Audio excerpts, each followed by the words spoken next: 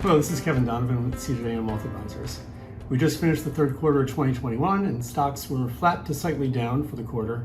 At the beginning of the quarter, we just started to feel like we were coming out of the COVID pandemic. And then the Delta variant started, which kind of put the brakes on some of the economic recovery. So industries like travel and restaurants that had been recovering started to step back a little bit, and then some of their demand slowed down. Also, we had some supply chain issues. There were some jobs that were going unfilled. Even though there were a lot of jobs available, people were still reluctant to work, especially in some of the positions that are necessary in the supply chain, such as loading, unloading, and delivery. And that led to some price pressures for consumers. So inflation started to rise a little bit. None of this is good for stocks, so we saw the stock market kind of flatten and then go down in September to end flat to slightly down, like I said. So looking at the chart for the third quarter, the S&P 500 had about a 4% decline in September, which caused it to end at a gain of just 0.2%, so basically flat.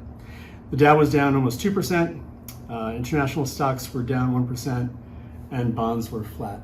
Now, bonds, it was kind of an interesting quarter. Bond yields started at about 1.5% on the 10-year for the Treasury. It's kind of the benchmark everyone looks at for bond yields. And then it started to go down pretty sharply to 1.1%. But by the end of the quarter, it reversed course and ended up back at 1.5%. So a lot happened within the quarter, but from June to September, it was still at 1.5%. Looking at the full year results, things look a little better for stocks. The S&P 500 is up almost 15% for the first 9 months of the year. The Dow is up almost 11%, international up 6%, and bonds down 1.5%. Now, I said that stocks began and ended the third quarter at 1.5%.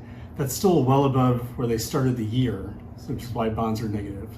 So as bond yields go up, bond prices go down. So what we have going forward for the end of the year, it's starting to sound like a broken record, but COVID is still out there. If we get that under control, that should help employment numbers. People probably start going back to work, hopefully, and that should ease up some of the supply chain issues that we've seen.